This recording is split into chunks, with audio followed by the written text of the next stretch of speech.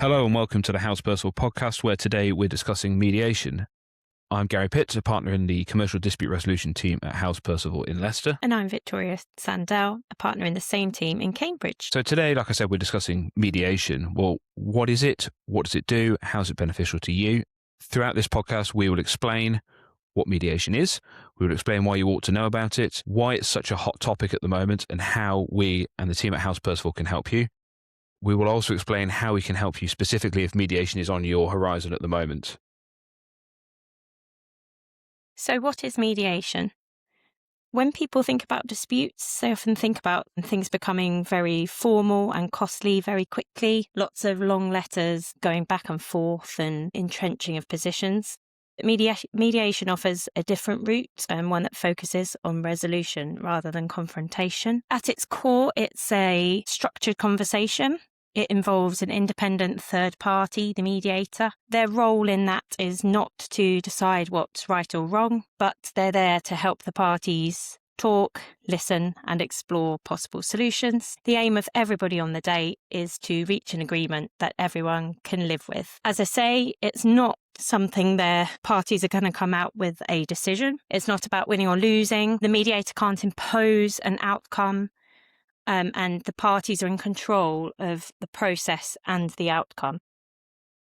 How it works in practice is that the parties agree to meet. They're often in separate rooms, and the mediator might shuttle between the rooms to try and assist in those negotiations. It might involve some joint discussions as well as private conversations with each side. Everything is confidential.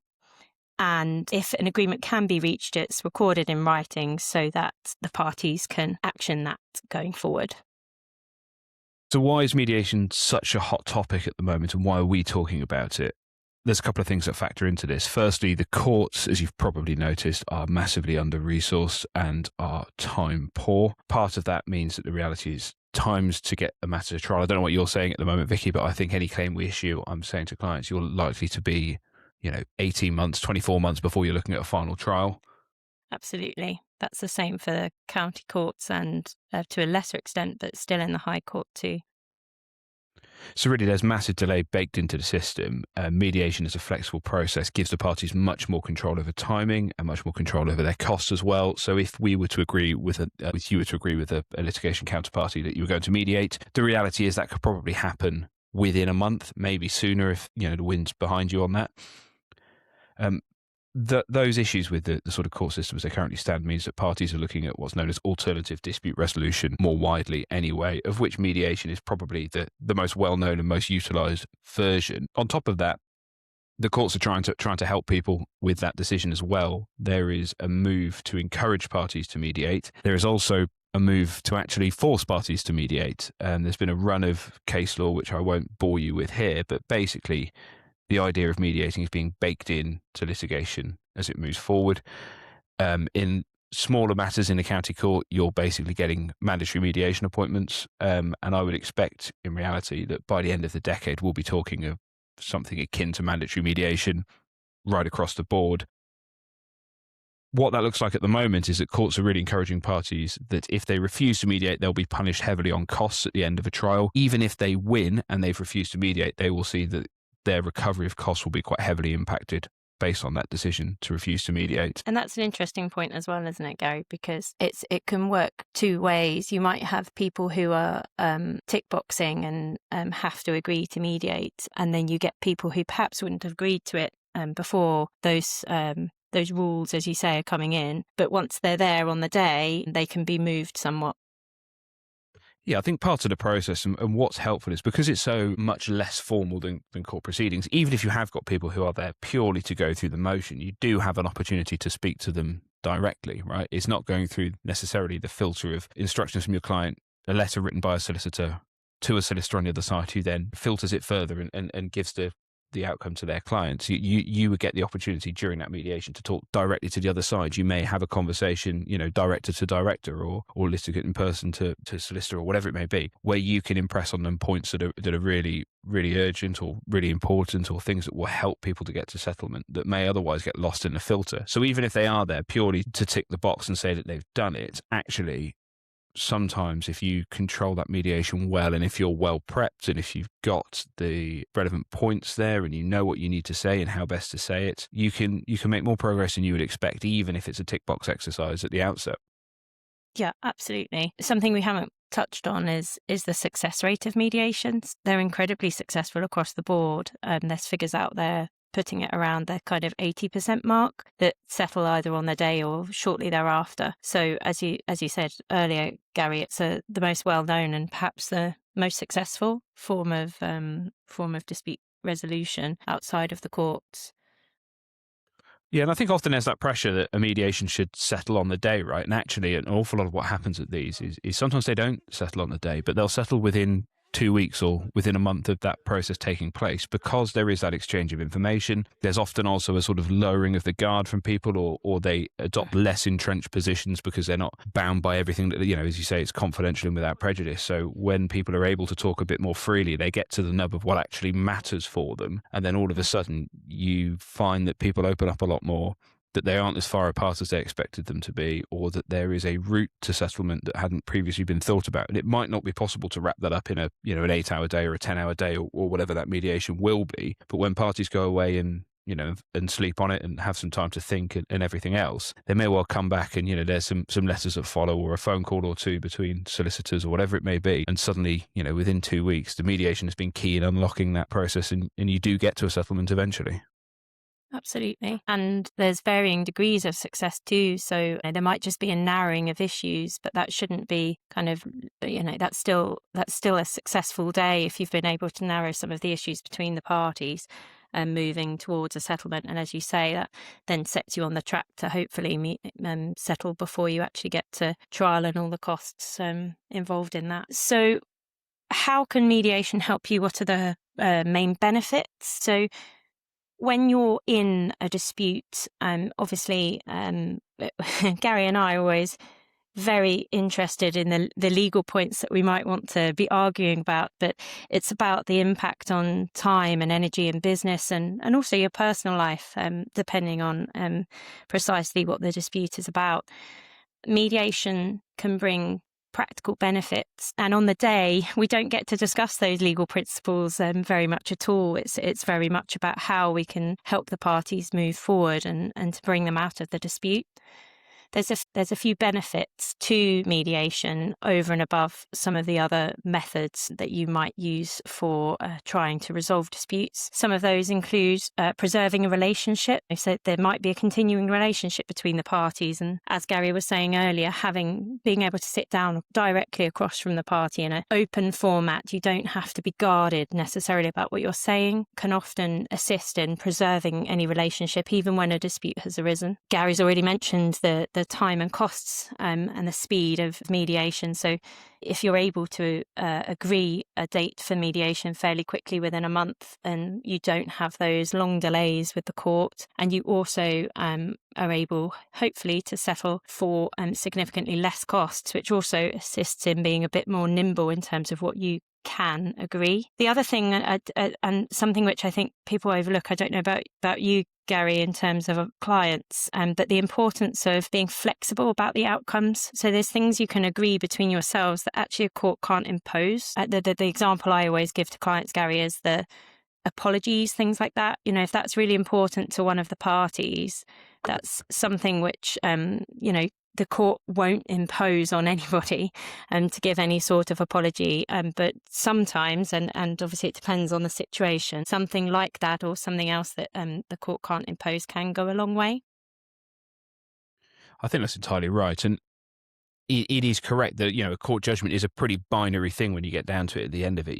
It's X owes Y, Z pounds or whatever it may be. But actually, by way of a mediation, you can agree all these things that will fall outside of the scope of that.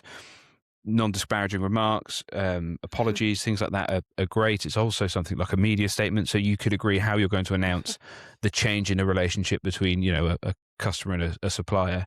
How's that going to be announced to the wider market? You'd have total control over what that wording would look like, for example. But there's also things that would fall so far outside of what a court could order, but could fall into a mediation. You could agree your working relationship going forwards. You could agree whether you're going to be involved in future projects together. You could agree where you couldn't pay the cash sum of a judgment, you might agree that there's assets, vehicles, plant and machinery, intellectual property that you might transfer in satisfaction of that instead. There's all these alternatives that a court's not going to order, but might be key in unlocking a dispute and allowing the parties to move forward in a productive and proactive way that otherwise isn't there as a sort of everyday option.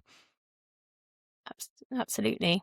And whether you're in, we haven't spoken about it much here, but whether you're in an arbitral proceedings or court proceedings, you lose control, and mediation keeps that control within the parties, which is, a big plus in terms of confidentiality, all those types of things. There's lots of benefits to mediating, and whilst the day, you'll have lawyers, the mediator will cost. The cost of the day pales in comparison to if you're able to reach a settlement that you'll be saving very significantly as compared to costs going forward all the way to trial. Absolutely. And it's a consideration that people often overlook, I think, is not just money cost, but time cost as well. How much time is a trial going to take your key decision makers out of the business, or how much personal impact is a 2-week trial going to have on you when you give witness evidence for 2 or 3 days of that and you're cross-examined and everything else. Mediation is much more relaxed, and you hopefully avoid some of the pressure that comes along with that. Yes. Yeah, absolutely. I've only ever had one client say they enjoyed their time in the witness box. They've got something going on with them that needs looking into further, I would imagine. So the question then I think that we probably want to build on from there is how do you prepare for a mediation? How do you make the most of the day, and how do you ensure that you have the best possible chance of coming away with a settlement? There's a few things that I like to discuss with clients before we go through the process of mediation. I'll run through a couple of them now. First one of those is some preparation exercises that people need to do, and there's a few I always say to my clients, go away and have a think about these. The first one is it's a time-honored classic. Everyone has thought about best alternatives to a negotiated outcome and worst alternatives to a negotiated outcome, i.e.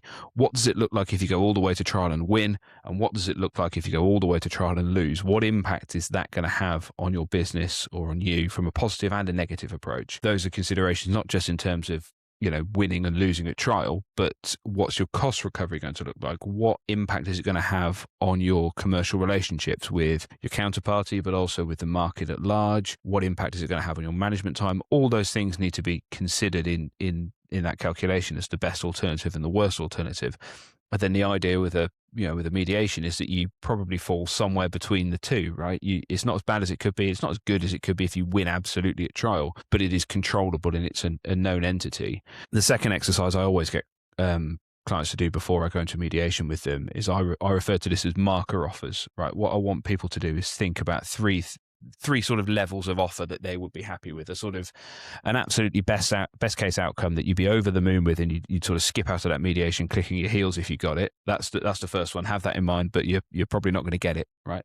The second one is something that's dialed back from that. It's painful. It's not everything you want, but it is something that you can live with and is acceptable. And then a third is something that's sort of closer to your line in the sand or your red line. Now, it won't be that, because I always say there's no point in having a red line in a mediation, because if you end up, very close to it and then an offer comes in that's nearly there but not quite, are you going to walk away for the sake of being $5,000 under? I don't know. But just having an arbitrary red line probably doesn't do it. But I think these are really important to have in your mind throughout the process, because there will come a point in a mediation where it will feel potentially like you are just batting numbers backwards and forwards, right? That's always the way these days sort of come. As you get down to the nitty gritty, there is a little bit of horse trading towards the end. And sometimes it feels that people have moved quite quickly on numbers, or parties may come in thinking, well, at the start of the day, I wanted them to pay me £1 million. We're now at a position where we're discussing whether I take less than half of that. Well, if you can go away and say, well, actually, look, here's where you thought you would be at these points. It forms a really useful checkpoint to come out of the day of the mediation, take a step back and look overall at these numbers that you would have been happy with much earlier on in proceedings, and see where you sit in that, but also to check back in with what your strategy was beforehand. The other one I always always say, and certainly not to give you a podcast that's followed up with a reading list, but I'd always recommend reading Never Split the Difference by Chris Voss. In there, he talks about the idea of black swans, which are these things that sort of sit outside of the known world. What are their behaviors or ideas or something that's driving this claim from the other side or this defense from the other side that we don't know about. It's not in the pleadings, perhaps. It's not an argument that's been aerated, but is there a market condition that's explaining why they're doing this? Is there some pressure going on internally that explains this behavior? Is there something that we can hypothesize now that might explain why they're behaving in that way? And if we're right, how do we turn that to our advantage? How do we bring that to put a bit more pressure on them? It might be that they're under pressure at a board level because of below average performance and they need to try and bring money in from somewhere else. And how do we unlock that? Is it bringing them in on a future project? It might be that there's concern with, some senior employees in the business who they think are going to leave and start their own company. How do we deal with that? Well, maybe we use that to lock into a longer commercial relationship so that uncertainty disappears.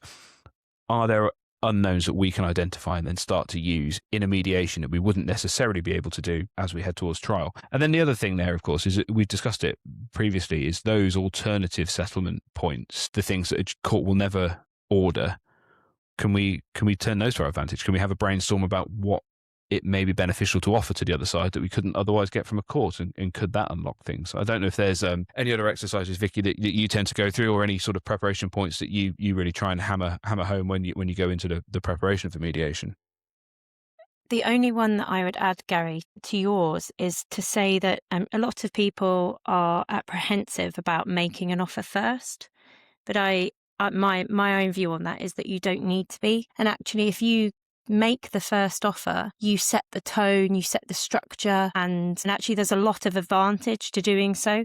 But I think there's this kind of thought around it that it's a negative thing or it shows some sort of weakness, but I don't think it needs to be seen in that way. And actually it's human nature that when someone responds, and I'm not sure I've ever been at a mediation where the first offer was accepted, but when they do counteroffer, it's going to be on the same terms that you and according to the same structure that you've put forward. That may be controversial, or that might be the accepted view across the profession now. I'm not sure what your thoughts are on that, Gary. Yeah, I think it's interesting. I think you're entirely right. Look, by being the one that makes the first offer on the day, you structure what that offer will look like. And I've been to mediations where we've actually made the first offer before the mediation in the intention that you've set that structure out early. The other thing I always say to clients who worry about making the first offer is that you have made the first offer by agreeing to go to a mediation, right? The actual fact that you've engaged in that process shows the other side that you are not married to your absolute top end that's set out in your pleadings, because you must be willing to make a concession. Otherwise, you wouldn't be going through this process. So put out of your mind the concern about not wanting to be the one that blinks first, as it were, because we've both blinked. We've agreed to come to this. We've stepped away from the confrontational nature of the pleadings, and we've gone into a conciliatory process like mediation to engage with that properly and sort of try to put the posturing out of your mind as much as you can. Or, you can never do it fully, of course not, but just have that mindset, I think, is the way to approach it. Yeah, absolutely. And then the other thing that factors into preparation, the final thing to touch on really is position statements. Before every mediation, you get the opportunity to write something known as a position statement, which is shared with the mediator and with the other side.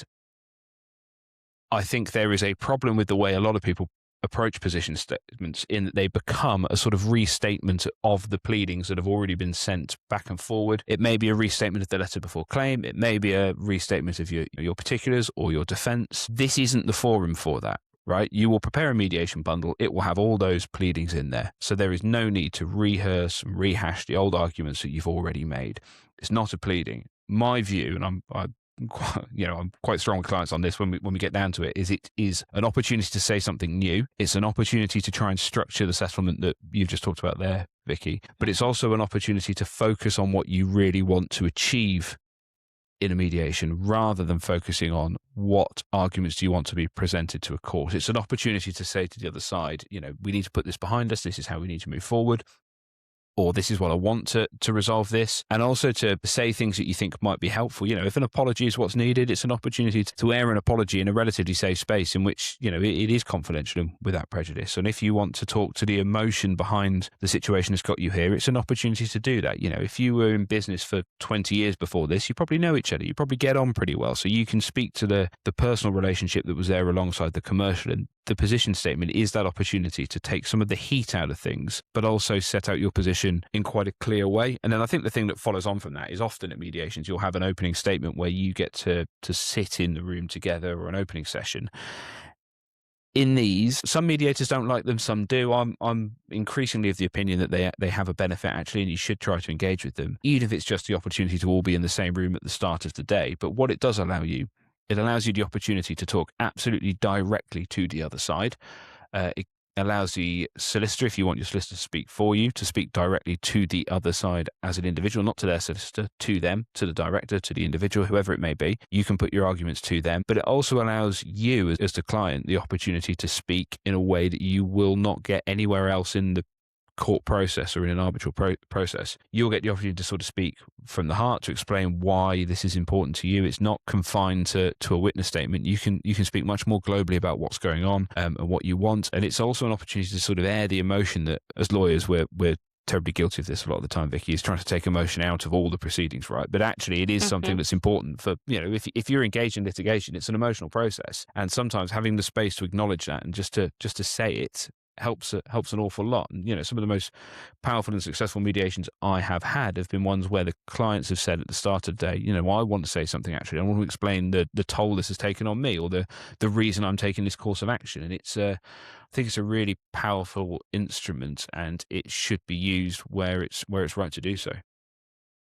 Yeah, I absolutely agree, Gary, and absolutely agree with your comment that it is really when the client speaks from the heart themselves that has the most impact. People have to listen to us lawyers all the time, and often people glaze over. But it's when the client's talking directly to each other that has the most impact in those opening plenary sessions, and it can be used very effectively, as you've just articulated.